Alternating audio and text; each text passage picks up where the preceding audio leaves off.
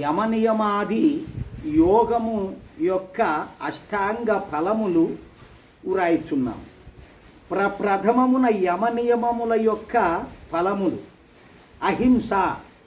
అహింస అంటే ఏ జీవిని హింసించకూడదు. ఏ జీవి నీవు పుట్టించలే, నీవు చంపడానికి అర్హత లేదు, దాన్ని బాధ పెట్టడానికి నీకు అర్హత లేదు. కానీ ఈ ధర్మమును పాటించే వ్యక్తికి మనస్సులో సర్వప్రాణుల ఎడ వైరభావము తొలగిపోవును. అంటే ఉండే కొద్దీ అది నాకు ద్వేషము, ఇది నాకు కోపము, వాడంటే నాకు సరిపోదు, వీడంటే నాకు ఇది అది, ఇట్లా భావాలు తొలగిపోతాయన్నమాట. కాబట్టి అహింసను అందరూ ఆ భావాలని తొలగిపోతే మనస్సు శుద్ధమవుతుంది, లేకపోతే శుద్ధం కాదు. అట్టి అహింసకుని సాంగత్యము మరియు ఉపదేశము ఆచరణ వలన వారి యోగ్యతలను అనుసరించి ఇతరుల ద్వేష భావములు కూడా తొలగిపోవు.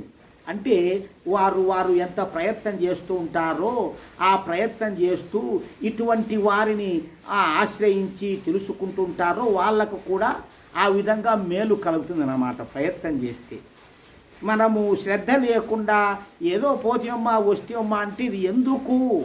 మనలో ఉండే మాలిన్యాలు తొలగించుకోవడానికి, మనలో ఉండేటువంటి పాపపు బుద్ధులు తొలగించుకోవడానికి, ఇవన్నీ తొలగించుకొని మనస్సు నిర్మలమైతే స్వచ్ఛమైతే తప్ప భగవంతుడు మనకు లభించడు. ఇది బాగా గుర్తుపెట్టుకోవాలి. ఎన్ని చూసినా ఎన్ని చేసినా కూడా ఏమీ లాభం రాదు. సత్యము. ఏ మానవుడు మనస్సు, వాక్కు మరియు శరీరములతో సత్యమునే ఆచరించుచు, మనస్సుతో కానీ వాక్కుతో కానీ శరీరముతో కానీ సత్యమునే ఆచరించాలట. సత్యమునే పలుకుచు దానికి అనుగుణంగా నడుచుకొనునో అట్టివాడు ఏ ఉత్తమ కార్యములు చేయుటకును పూనుకొనునో అవి అన్నీ పూర్ణ సఫలత పొందును. అవన్నీ సఫలమవుతాయి. లోపల చెడు బుద్ధులతో నానాక పనులు చేసి నేను యజ్ఞం చేసినా, నేను ఇది చేసినా, అది చేసినా అంటే ఎట్లా ఫలం వచ్చాదమ్మా? ఈ లోపల కాలుష్యాలు పోగొట్టాలా. ఈ యజ్ఞం చేస్తే ఏమొస్తుంది అంటే ప్రకృతికి మేలు చేసినటువంటి పుణ్యం నీకు లభిస్తుంది. అంటే ముందు మొదలు పెట్టుకోవడానికి చిన్నది ఒక ఆశా మార్గం, పలక బలపం. యజ్ఞం అనగా ఈ పలకకు బలపానికి కొంత ఖర్చు అవుతుంది. ఆ ఖర్చును మనం త్యాగభావం రావాలంటే మన నుండి అందులో ఖర్చు పెట్టాలి. అప్పుడు త్యాగం అలవాటు అవుతుంది. అట్లా లేకపోతే ఊరికి నేను పోతినమ్మా వచ్చినమ్మా అంటే త్యాగభావం లేకపోతే అది మనకు లభించదు, అలవాటు కాదు. భక్తి అంటే త్యాగమే, త్యజించడమే. భగవంతుడు చెప్తాడు, ఈ లోకమంతా నాదిరా, ఈ లోకంలోనే వస్తువులన్నీ నావేరా, నీది ఏమీ లేదు, నీవు త్యాగభావంతో అనుభవించు అంతే. త్యాగభావం ఇది నాది కాదు స్వామి నీదే అంత అనుకో, ఇది నాది కాదు స్వామి నీదే అనుకో, అట్లా అనుకోని అనుభవించు భోగం, ఆ భోగాలన్నీ కూడా. అంతేకాని నాది అని ఎప్పుడు అనుకుంటావో నీకు అప్పుడు అన్ని దుఃఖాలు కలిగిస్తాయి. అది దూరమైన పొద్దు ఆ సుఖము నీకు దుఃఖం కలుగుతుంది.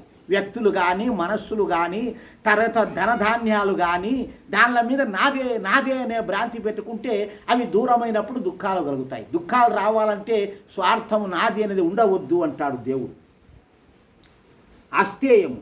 ఏ వ్యక్తి మనస్సు, వాక్కు మరియు శరీర అవయవములతో దొంగతనము అనగా ఇతరుల సొత్తును అపహరించకుండా ఉండునో అట్టి వ్యక్తి ఇతర మానవులలో విశ్వాసపాత్రుడుగా, కులములో గొప్పవాడుగా కాగలడు. అంటే ఎప్పుడు కూడా ఒకరి సొమ్ము తీసుకోర్రా ఫలానా ఆయనకు ఇచ్చినా కూడా ఏదైనా కానీ ఖచ్చితంగా ఎవరి సొమ్ము వాళ్ళకి ఇస్తాడు, ఒకవేళ బదులో సదులో ఇచ్చినా కూడా అనేటువంటి గౌరవభావం సంపాదించుకోవాలి. ఈనాడు ఎగ్గొట్టిపోవడం వల్ల ఇప్పుడు తప్పించుకుంటావు అంతే, నెక్స్ట్ ఎడ తప్పించుకుంటావు? దేవుని చేత తప్పించుకోవడానికి కాదు. ఈ లోకంలో అంటే లంచాలు మంచాలు వచ్చి తప్పించుకుంటావు. నానాక పనులు చేసి కూడా దేవుడు మెట్టు తీసుకొని కొడతాడు అడిగి పోతే, ఏ లంచాలు వినడు.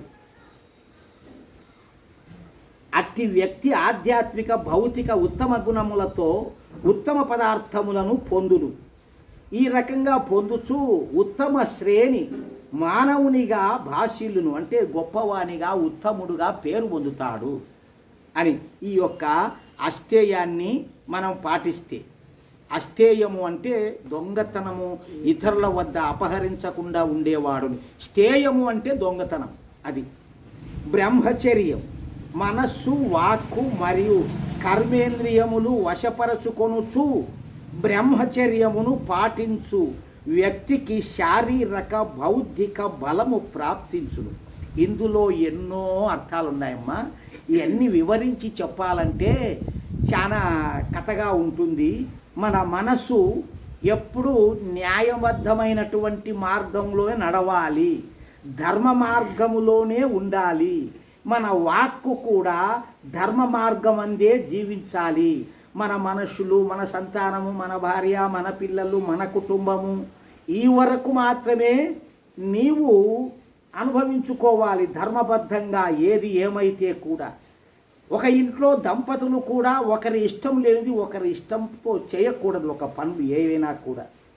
మరియు కర్మేంద్రియములు పనులు చేసేటువంటి ఇంద్రియములు ఇవి ఏవి? చర్మము, చక్షు, చెవులు, ముక్కులు, కర్మేంద్రియ, వాయు, పాయు, ఉపస్థ ఇవన్నీ కూడా మొత్తము ఈ మలమూత్రేంద్రియములు ఇవన్నీ కూడా ధర్మముబద్ధంగా నడిచేటట్లు ఈ మనస్సును అదుపులోకి తెచ్చుకోవాలి. ఇది బ్రహ్మచర్యము అంటే. ఈ రకంగా బ్రహ్మచర్యం పాటిస్తే అవి అదుపులోకి వస్తాయి. పాటించండి. ఈ విధంగా మీకు బుద్ధి, శక్తి, బలము ఇవన్నీ ప్రాప్తిస్తాయి ఇవి పాటించితే అని. ఇక అపరిగ్రహం అంటే పాటించు వ్యక్తిలో ఆత్మ యొక్క స్వరూపమును తెలుసుకొనుటకు శ్రద్ధ కలుగుతాది. అంటే ముందు నీ ఆత్మను తెలుసుకోవడానికి శ్రద్ధ కలుగుతుంది ఇవన్నీ పాటిస్తే. ఈ ఆత్మ ఏమిటికి, ఎప్పుడు ఉంటుందో, ఎప్పుడు పోతుందో, దీనికోసం నేను ఎందుకంత కూడబెడుతున్నాను, ఎందుకు ఇది చేస్తున్నాను. అపరిగ్రహం అంటే కావలసినంత సంపదలు సంపాదించుకోవాలి, అంతేగాని మితిమీరిన సంపదలు సంపాదిస్తే పాపమే వచ్చేది. అందుకే ఈ అపరిగ్రహం అని పెట్టాడు. మిగిలిన డబ్బులంతా కూడా త్యాగభావంతో ఖర్చు పెట్టండి అంటున్నాడు దేవుడు. మీకు పోతాది అనుకోవాకండి.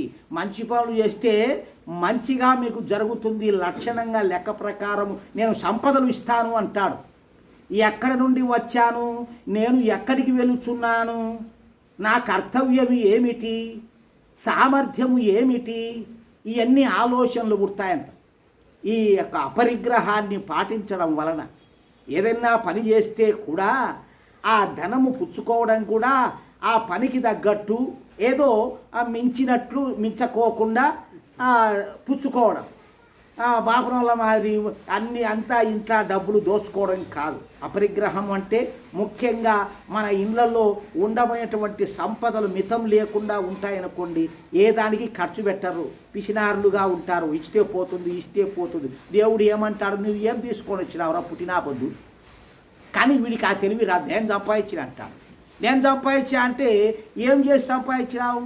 నీకు శరీరమే లేదు, దేవుడు ఇచ్చాడు. నీకు కాళ్ళు, చేతులు, లోపల అవయవాలు బతకడానికే ఇవన్నీ నేను ఇచ్చాను. నువ్వు ఉట్టే ఆత్మవు, సూక్ష్మం.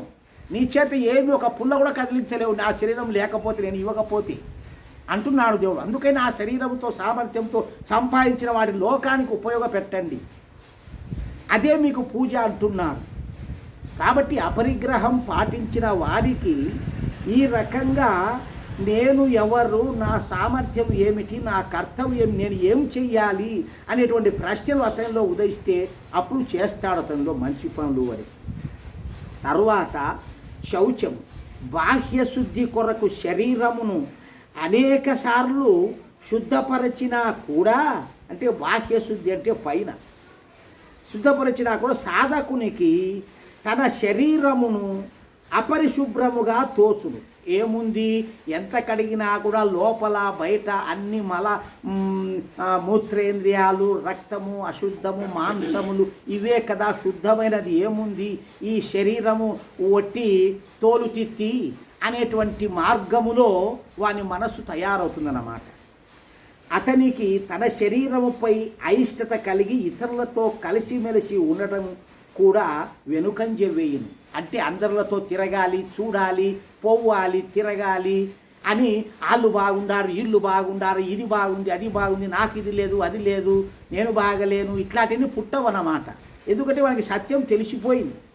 శుద్ధిని ఈ విధంగా శుద్ధి అంటే ఈ శుద్ధిని ఆచరిస్తే. ఇక రెండవది అంతరిక శుద్ధి అంటే లోపల మనశ్శుద్ధి. దానివలన సాధన శుద్ధి పెంపొందును.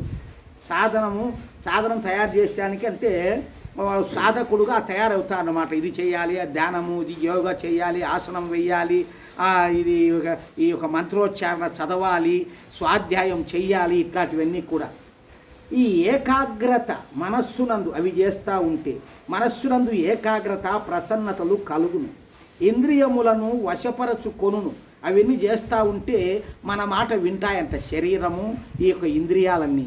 ఏమీ చేయకపోతే నీ మాట వినవై, దళదావుతాయి, కోరుకుంటూ పోతాయి. నాకు చెవులు వినాలంటాయి, కళ్ళు చూడాలంటాయి, కాళ్ళు తిరగాలంటాయి, చేతులు తినాలా అంటాయి, నోరు తినాలా అంటుంది. దానిలో ఇష్ట ప్రకారం కొడతాయి. ఇందులో ధర్మం ఉందే అధర్మమా ఆలోచన చెయ్యవు. ఇవన్నీ మనస్సే పగ్గములాగా నడిపించాలి శరీరాన్ని. ఈ రకంగా పరమాత్మను తెలుసుకునే సామర్థ్యం కూడా పెంపొందును. ఇవన్నీ చేస్తూ ఉంటే పరమాత్మను కూడా తెలుసుకునే సామర్థ్యము పెరుగుతుంది. ఇక సంతోషం ధారణ చేసినచో వ్యక్తిలో విషయ భోగముల నుండి విరక్తి కలుగును. ఆ సంతోషంగా ఎప్పుడైతే ఆనందంగా ఉంటావో, ఉన్న దానిలో సంతృప్తి పడి రకరకాల అది అనుభవించాలి, ఇది కావాలి, అది కావాలి అని కోరికలు కూడా నశిస్తాయన్నమాట. విషయభోగాన్ని విరక్తి కలుగుతాయి. మరియు అతనికి శాంతి, విశేష సుఖముల యొక్క అనుభూతి కలుగును. అన్ని దాంట్లోనే కలుగుతాయని. ఆ ఒక మార్గంలో జీవించుతా అంటే ఎంతో సుఖము, ఎంతో ఆనందము, ఎంతో ఒక అనుభూతి భగవంతుడిపై ఆ ఒక ధారణ చేయడం వల్ల ఈ కలుగుతాయంట. ఇక తపస్సు అంటే ఆచరించు వ్యక్తి యొక్క శరీరము, మనస్సు, ఇంద్రియములు బలము కలిగి దృఢత్వము చెంది తపోశక్తి పెరుగును. శరీరము, మనస్సు, ఇంద్రియములు అంటే అవయవములు ఇవన్నీ ఎందుకు బలం కలిగి ఉంటాయంటే నిరంతరము వాడు కర్మలు చేయుచున్నాడు. నిరంతరము ఈ కర్మల ద్వారా, ధర్మ మార్గము ద్వారా శక్తి పొందుతాయి. ఇప్పుడు ఈ టైం అయింది, నేను పోవాలి, నేను ఈ కర్మ చెయ్యాలి, ఈ టయానికి పోతున్నా కదా, ఆ పనులు ఈ పనులు పక్కన పెట్టు అని చెప్తున్నాడు దేవుడు. చూచాములే, దాంతో మన చూచాములే, దేవుడిని పక్కన పెట్టేది మన సొంత పనులు చూసుకుంటున్నాం. అంటే కారణము మనకు దేవుణ్ణి ముఖ్యంగా తీసుకోవడంలే. దేవుణ్ణి తీసుకుంటేనే దేవుడు వస్తాడు. దేవుణ్ణి ఆహ్వానం చేస్తేనే మనలోకి దేవుడు ఆహ్వానం అవుతాడు. ప్రతిదీ చూస్తూనే ఉన్నాడు. మనము చేసే పనులన్నీ కూడా చూస్తూనే ఉన్నాడు. అయినా వాడు చూస్తున్నాడు అని వీడు తెలుసుకోడే, ఎప్పుడు తెలుసుకోడు. చూడలేదులే, ఎవరు చూడలేదులే అనుకుంటాడు.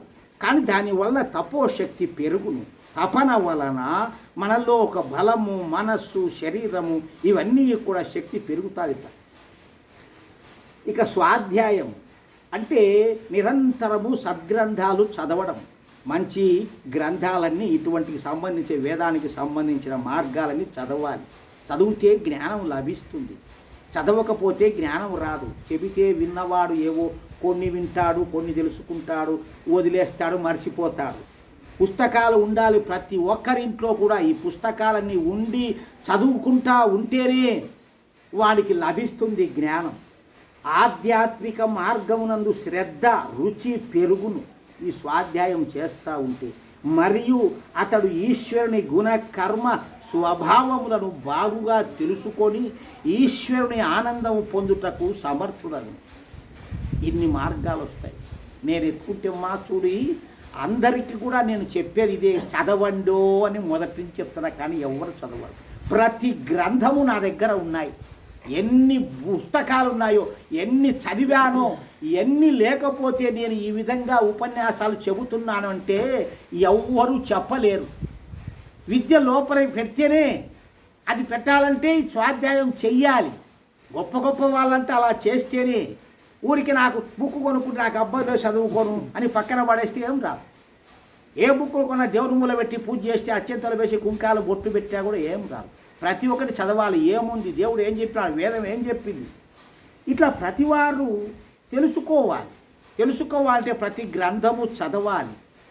నా దగ్గర ఉన్నన్ని పుస్తకాలు ఎక్కడ లేవు. మరి ఈ ఊరంతా ఎతికినాడు లేవు. కానీ దీన్ని ఎవడు ఆలోచన చేయడే.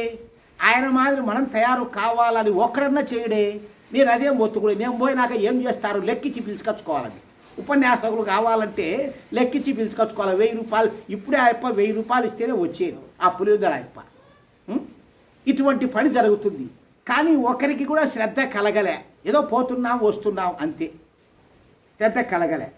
ఇక ఈశ్వర ప్రణిధానం అంటే ఎవరైతే ఈశ్వరుని తన లోపల బయట అంతటా ఉన్నాడని తెలుసుకొని ఈశ్వరుడు నా వ్యవహారములు చూచుచూ వినుచూ ఉన్నాడని తెలుసుకొనుచున్నాడని గ్రహించిన వ్యక్తికి శీఘ్రముగా సమాధి స్థితి అనగా ఈ యోగములో కూర్చుంటే వెంటనే జీవాత్మను పరమాత్మలో చేర్చేటువంటి నిశ్చలత్వము కలుగుతుంది అని. ఇవన్నీ ఈ యోగమునకు మార్గం. అష్టాంగ యోగములు అని 8 యొక్క యోగములు. 8 అష్టాంగం అంటే 8 అంగముల యోగములు అని. ఇతర యోగములకు మిగతా 6 అంగముల ఫలములు రాయిచున్నాము, ఇంకా ఉన్నాయన్నమాట. ఆసనం వేసుకుంటే ఏమవుతుంది, కూర్చోడం, మనం స్థిరంగా కూర్చుండేది ఏ ఆసనము, వజ్రాసనమా లేకపోతే అది పద్మాసనమా లేకపోతే సుఖాసనమా, ఇటువంటివన్నీ వేసుకొని చేయాలి. ఈ ఆసనం అభ్యసించిన పిదప యోగాభ్యాసకునికి ఉపాసనా సమయంలో శీతోష్ణములు అంటే సుఖ దుఃఖములు, ఆకలి దప్పులు, వేడి చలవ ఇటువంటివన్నీ ద్వంద్వములకు అంతగా బాధింపవు. అవన్నీ ఉండినా కూడా బాధ పెట్టవంట ఈ యొక్క ఆసనాలు సాధన చేస్తే. మరియు మునుముందు చేసేటువంటి క్రియలు కూడా, నేర్చుకునే క్రియలు కూడా తేలికగా ఉండును. ప్రాణాయామము చేయుట వలన తనలోని అజ్ఞానము క్రమముగా తగ్గును, జ్ఞానము యొక్క అభివృద్ధి కలుగును, జ్ఞాపక శక్తి మరియు మనస్సులో ఏకాగ్రత కలిగి ఆశ్చర్యజనకమైన వృద్ధిని పొందును. అతడు నిరోగి అయి రోగాలు కూడా రావట్ట, ఉత్తమ స్వస్థత పొందును. ఇక ప్రత్యాహారం సిద్ధించిన పిదప యోగము యొక్క ఇంద్రియములు వశములోనికి వచ్చును. అనగా యోగి తన మనస్సున ఎచ్చట ఏ విషయమునందు స్థిరపరచుకున్నామనుకున్నా వెంటనే మనస్సు స్థిరపడుతుందంట. ఈ యోగాలు చేస్తూ ఉంటే ఇంకా ఎక్కడికి చలించదట. ఏ విషయము నుండి విడివడవనని అనుకొనునో ఆ విషయం నుండి వెంటనే వదిలేస్తాడంట. అంటే ఇవన్నీ కూడా మనస్సుకు మనం నేర్పించాలి. నేర్పించకుండా ఊరికే పోతియమ్మ వచ్చియమ్మ అంటే ఏమీ నేర్చుకోలేవు ఎన్నాళ్ళున్నా కూడా. తర్వాత ఆర్య సమాజంలో వేదం ప్రకారము నేర్పేటువంటి ఈ ఒక్క జ్ఞానం ఎక్కడా మీకు దొరకదు. సాధకుడు మనస్సును సుస్థిరముగా ఒక చోట నిలుపుటకు అభ్యసించిన తదుపరి ఈశ్వరుని యొక్క గుణకర్మ స్వభావముల యందు చింతన చేయొచ్చు, అదే ధ్యానము కలుగుచు దృఢత్వము పొందు. అనగా ఈశ్వరుని ధ్యానములో ఏకత్వము కలుగును. ఒకవేళ అంతరాయము కలిగినా కూడా మళ్ళీ వెంటనే నిలపగలడు, తేలికగా సుస్థిరము చేయగలడు, మనస్సును నిలుపుటలో కృతకృత్యుడు కాగలడు. ఉపాసకుడు ధ్యానం చేసేటప్పుడు నిరంతరము ధ్యానము చేసినందువలన సమాధిని పొంది అతని వ్యవహార సంబంధమైన సమస్త కార్యములు దృఢత్వము పొంది సరళత్వమును పొందును. సమాధి యొక్క ఉపయోగం, సమాధి పొందిన తర్వాత ఈశ్వర సాక్షాత్కారము. సమాధి అవస్థలో సాధకుడు సమస్త భయములు, చింతను, బంధనములు మొదలగు దుఃఖముల నుండి విడివడి ఈశ్వరుని అనుభూతిని పొందును. మరియు ఈశ్వరుని సమాధి పొందినప్పుడు జ్ఞానము, బలము, ఉత్సాహము, నిర్భయత, స్వస్థత, స్వతంత్రత మొదలగునవి సిద్ధించును. ఈ విధముగా క్రమక్రమముగా సమాధి యందు శ్రద్ధ కలిగి తన మనస్సుపై జన్మాంతరముల యందు పడిన రాగద్వేషాది అజ్ఞానములను బీజసహితముగా ఇత్తనం కూడా లేకుండా తొలగించుతాయంటే ఇవన్నిటినీ కూడా తొలగించి దూరము చేసుకొని ముక్తిని పొందుటకు అర్హత ప్రాప్తించుకొనగలడు. ఇన్ని చెయ్యాలి మోక్షం పొందాలి అంటే, ముక్తి పొందాలంటే ఇన్ని చెయ్యాలి. ముక్తి కోసం ప్రయత్నం చెయ్యాలి. ఇప్పుడు ముక్తి కోసం ప్రయత్నం చేసేవాడు ఎవడు లేరు. సాధ్యమేంత రక్తి కోసమే చేస్తున్నాడు తప్ప ముక్తి కోసం ప్రయత్నం చేసేవాడు లేడు. ఏం చెప్తాడు దేవుడు? జన్మ దుఃఖము, జరా దుఃఖము, జాయా దుఃఖము, పునః పునః సంసార సాగరము దుఃఖము, తస్మాత్ జాగ్రత్త జాగ్రత్త అని చెబుతున్నాడు. పుట్టడము, దినదినం పుట్టడం ఒక దుఃఖం, పెరగడం ఎన్ని దుఃఖాలో, తర్వాత పెద్దయిన తర్వాత వ్యాధులు ఎన్ని దుఃఖాలో, అనుకూలవతి అయినటువంటి సంతానము, అనుకూలమైనటువంటి భార్య, అనుకూలముగా ఉండేటువంటి బంధువులు లేకపోతే ఆ జీవితం అంతా దుఃఖాలే అని చెబుతున్నాడు. ఇందులో ఏం సుఖం ఉందని ఈ పుట్టాలా సారికి నేను పుట్టాలా అని అనుకుంటున్నావురా అంటున్నాడు. పుట్టుక వద్దని దానికోసం ప్రయత్నం చేసుకో. సాధన కోసమే యజ్ఞము, ధ్యానము, యోగాలు ఇవన్నీ కూడా. కాబట్టి ఇవి తెలుసుకొని చెయ్యాలి. ఆ బ్రహ్మంగారి తత్వాలలో, ఇంకొక తత్వాలలో ఎన్నెన్నో ఉన్నాయి కదా. ఈ తత్వాలలో మరుగులో పెట్టి ఆ పదాలు రాసి ఉంటారు. ఆ సామాన్య జనులు అర్థాలు చేసుకోలేరు, వాటిని సాధించలేరు. కానీ ఇక్కడ వేదంలో భగవంతుడు తెలుసుకున్నటువంటి వేదము కాబట్టి, భగవంతుడు ఇచ్చిన వేదం కాబట్టి ఋషులు దాన్ని విపులంగా రాసి మనకు అందించారు. ఇది మరుగు పదాలు ఏం పెట్టలే, స్వచ్ఛంగా మంటగా పెడతారన్నమాట. చూడండి, ఒక పదం ఉంది, ఏదో ఒకటి అది ఏదో పాడుతుంటారు బా, వెతికితే కనపడని వస్తువు ఎక్కడుందో చూడరా, ఆత్మరాముని స్మరణ చేసి మనసులో శోధించరా అంటే ఈ ఎదవలకు ఏమర్థమవుతానమ్మా? దిన్నం పాడుతానే ఉంటారు ఆ పాట.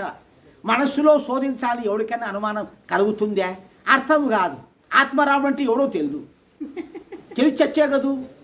ఇట్లా ఈ విధంగా ఇటువంటి భజన పాటలు కానీ తత్వాలు కానీ ఎన్నో ఉన్నాయి. బ్రహ్మంగారి తత్వాలన్నీ మొత్తము అట్లనే ఎన్నో ఉన్నాయి. కాబట్టి ఇంత విపులంగా తత్వ రూపంలో చెప్పాల్సిన అవసరం లేదు, వచన రూపంలోనే అరటిపండు ఒలిచిపెట్టడం చెబుతున్నాం. దీన్ని వినరే, తెలుసుకోరే అంటే ఈ జనాలు అంత మూర్ఖతలో ఉన్నారు. ఆ తత్వం బాగుంది, ఈ తత్వం బాగుంది అంటారు, కానీ దాంట్లో ఏముంది అని ఎవరికైనా తెలుసునా? వాడు ఏం చెప్పినాడు అని. తత్వాల రూపంలో ఎందుకు రాసినారంటే వాళ్ళు ఆ పాట ఎప్పటికైనా నిలిచి ఉంటుంది పాడుకుంటా ఉంటే. వచన రూపంలో మాటలు చెబుతూ ఉంటే వింటూ ఉంటే మర్చిపోతారు అని ఋషులు ప్రతి ఒక్కటి కూడా శ్లోకాల రూపంలో, ఇంకా గొప్పవాళ్ళు ఈ మధ్యన ఉన్నటువంటి వాళ్ళు తత్వాల రూపంలో ఎవరి సాధ్యమైనటువంటి వాళ్ళ విధంగా రాశారన్నమాట. అవన్నీ తెలుసుకోవాలంటే ముళ్ళు అన్నీ విప్పదీసుకుంటూ అర్థం కావాలంటే ఇందులో ఏ ముళ్ళు ఉండవు.